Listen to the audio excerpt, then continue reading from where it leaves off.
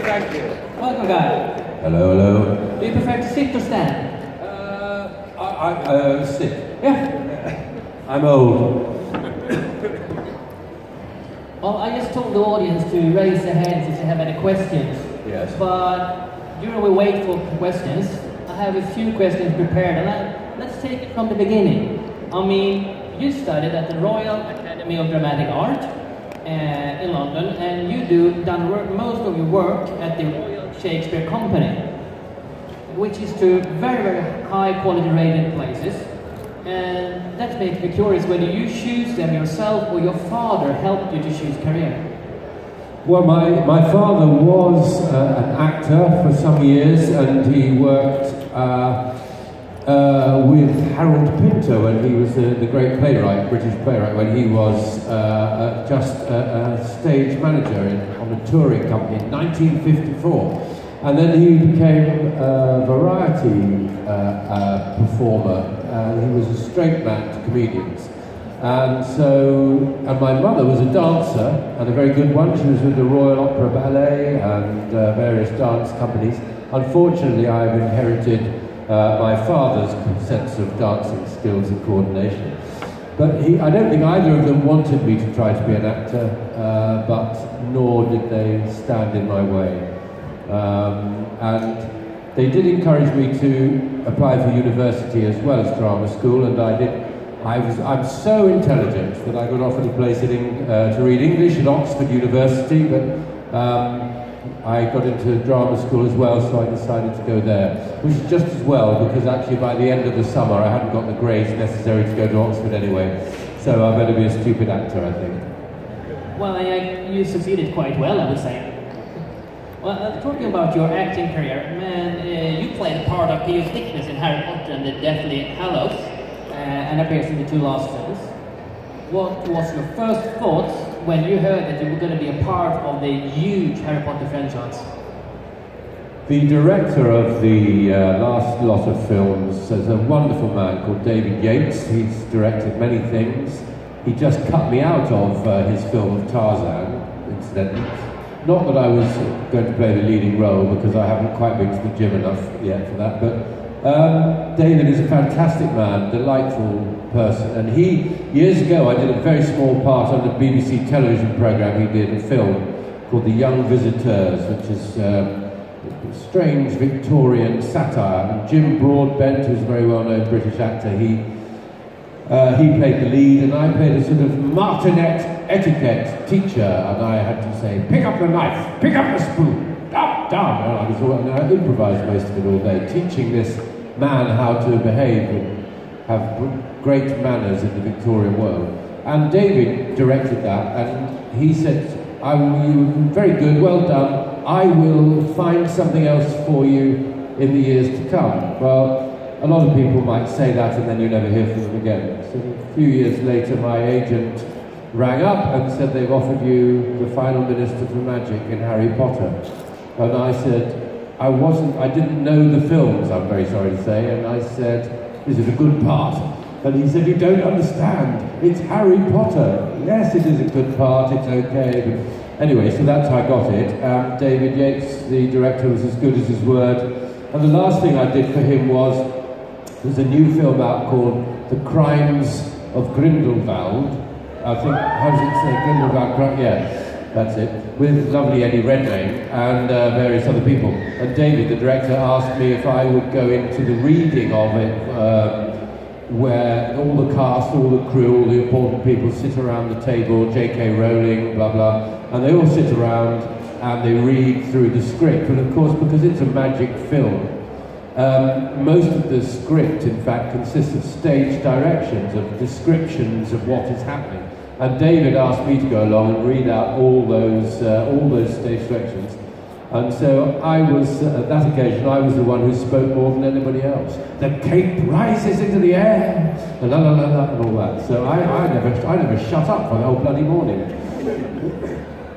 Well, let's continue with your career and the behind work, so to say, because I heard that you're not a big fan of like Star Wars and that kind of films, but yet you provided the physical and the vocal performance of Grand Moff Tarkin in Rogue One, and that was because of the likeness of Peter Cushing from the 70s. How come you ended that part, landed that part? I think I ended it in some way.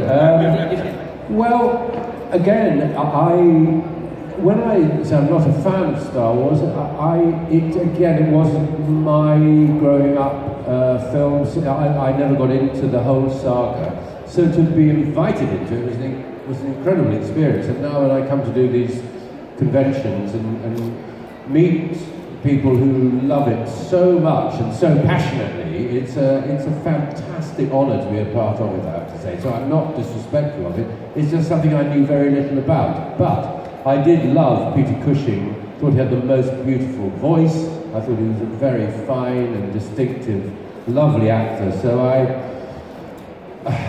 then my agent rang up and said, there's a very, very secret thing. You're not allowed to know what it is. It's very secret.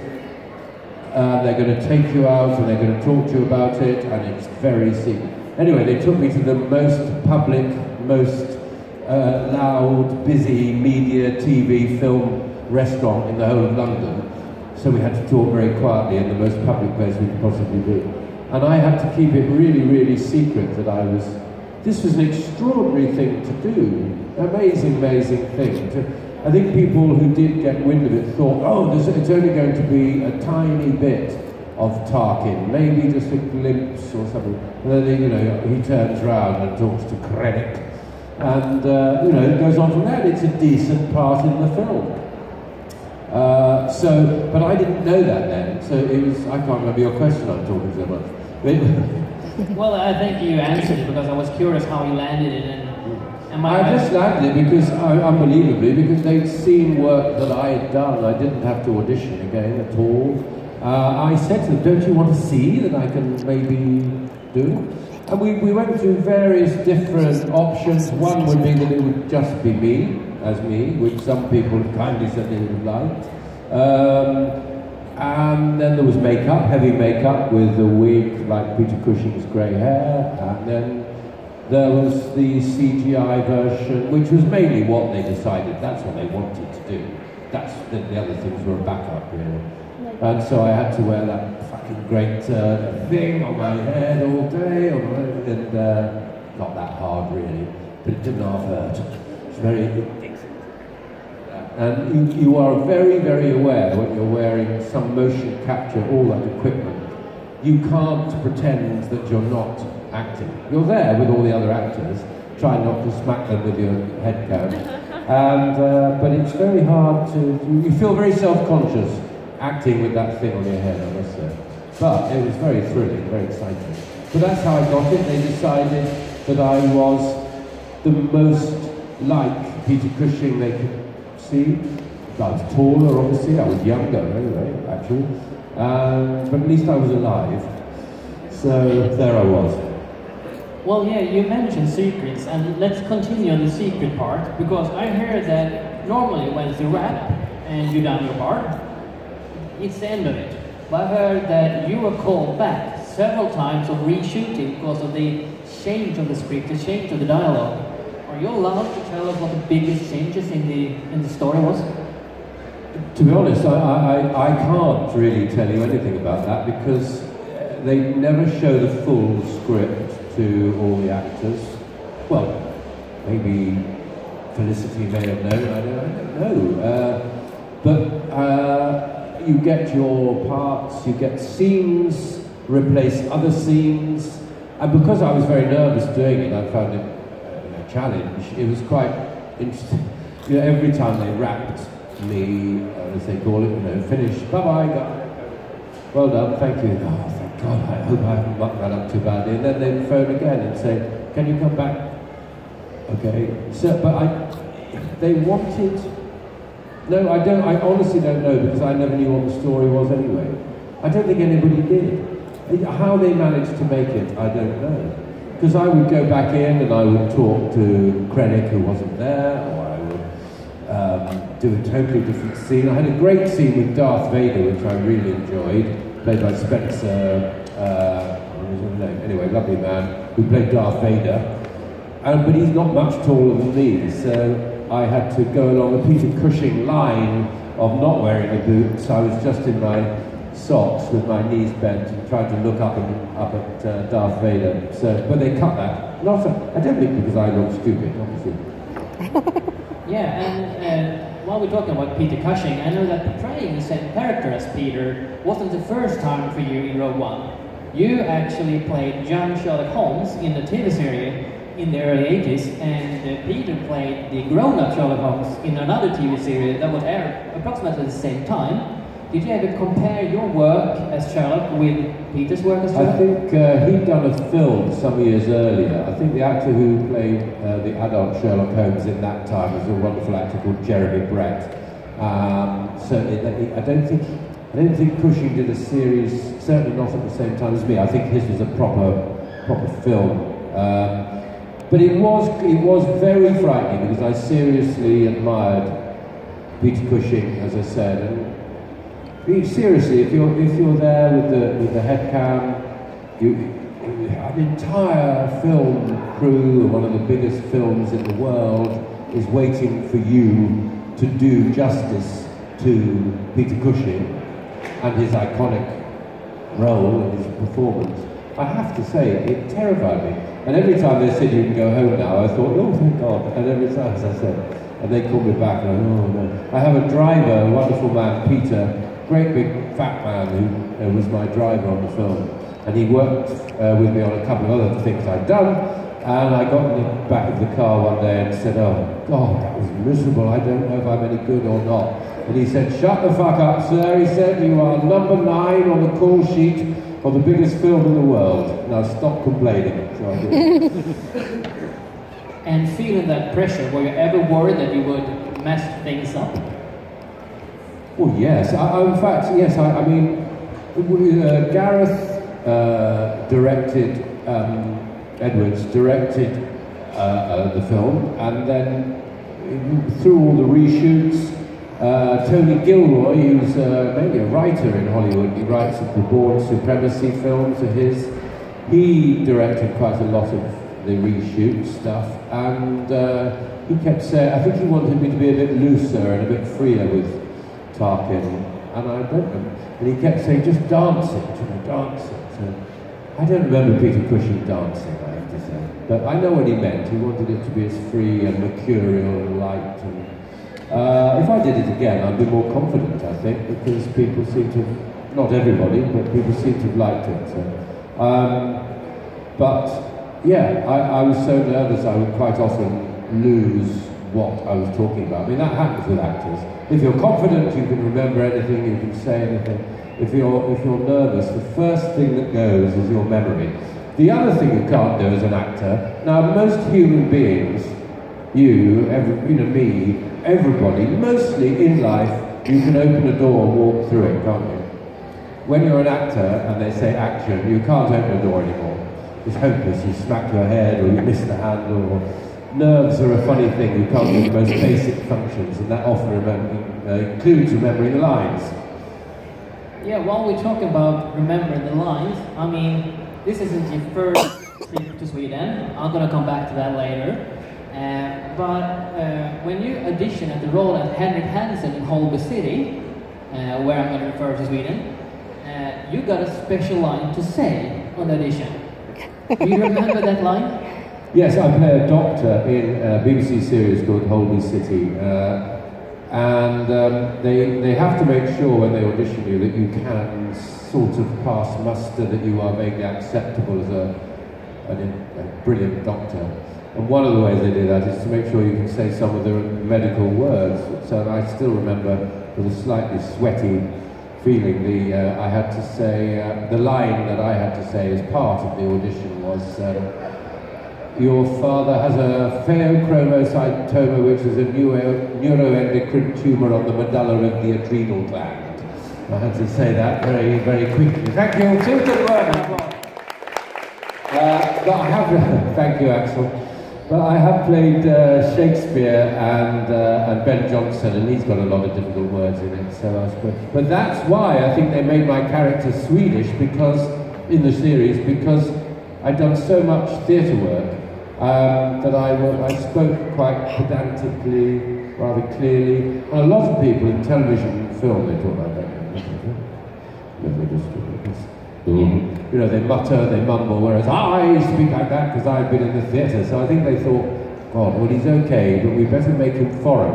Let's make him something else. And I'm delighted to say they made him Swedish. Not that people in Sweden go like this, but at least he has a sort of certain strange quality to him, which comes from being slightly foreign in the programme. And we filmed over here in 2012 in Stockholm a special episode, which I remember with great affection. It was lovely being here. I have to say it's beautiful. I went back to Old Town last night, had a beautiful dinner, and I'm very, very happy to be here. It's a great place. Yeah, you mentioned the filming of Holby City back in 2012, and I remember we filmed in the southern parts of Stockholm on a very, very high building, and there was a dinner scene where your co-actor Magnus Mark, who is a Swedish actor, actually spoke Swedish with you, and you spoke Swedish with him. Do you have any idea what you were actually talking about? Of course, I knew exactly what I was saying. Yeah, I did. No, it's all translated. I occasionally have to speak Swedish, and I have to say I'm not good at accents. I wasn't very good at it. So they did give you just a tiny bit, just a little bit of Swedish. And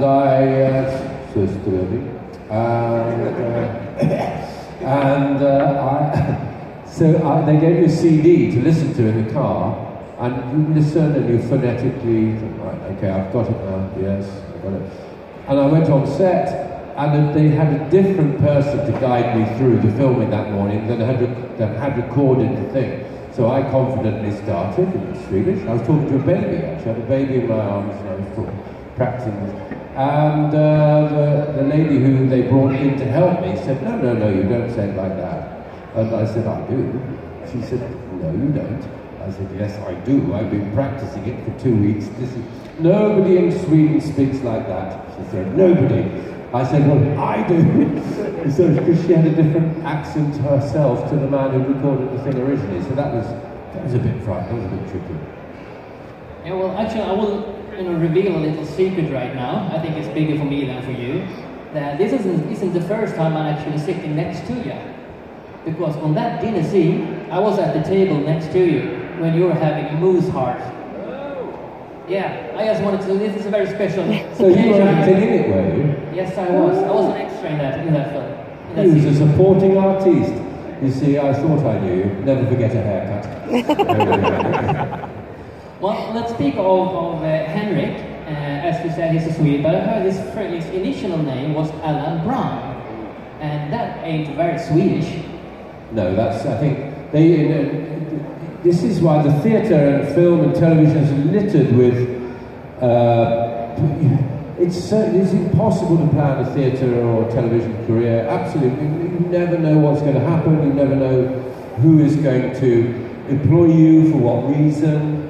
I often got the parts that Hugh Bonneville turned down. He's an old friend of mine, and somebody else often gets the parts that I turn down. And who knows? There's no rule to. One of the things that helps you to get work in the theatre, I think, is if you are tall and thin and odd-looking like me. I've got lots of friends who are perfectly normal heights, perfectly nice people and good actors, and they can't get employed because there's too many like them. At least I'm too tall and too thin, that helps.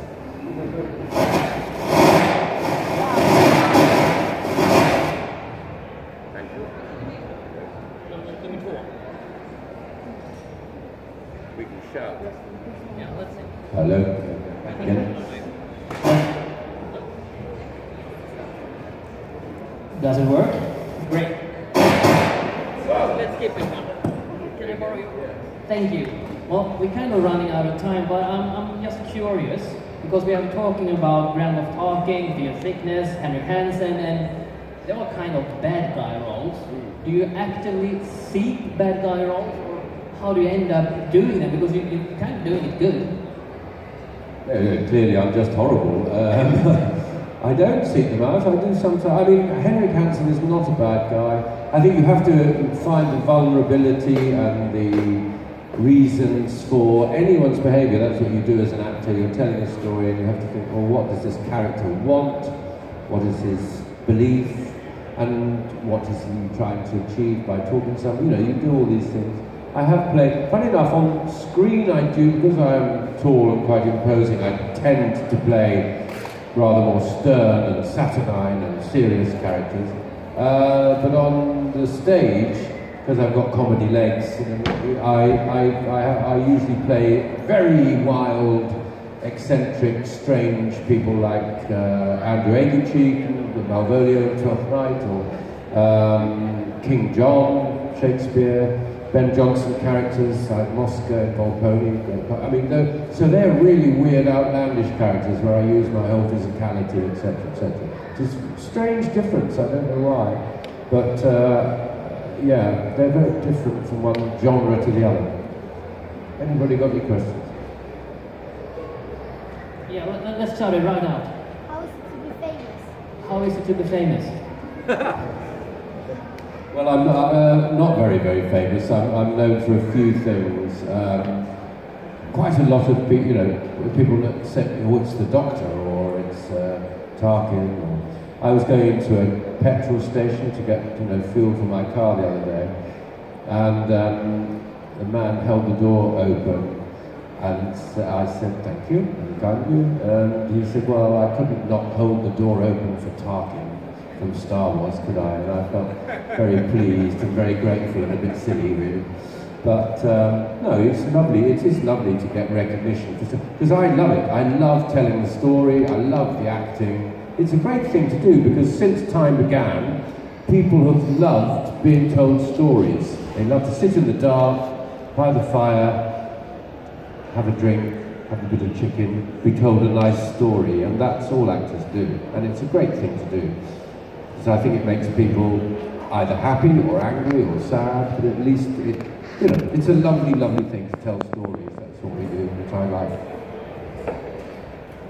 Well, thank you so much, Guy. I would love to go on forever, but we're out of time and we're up for the next schedule.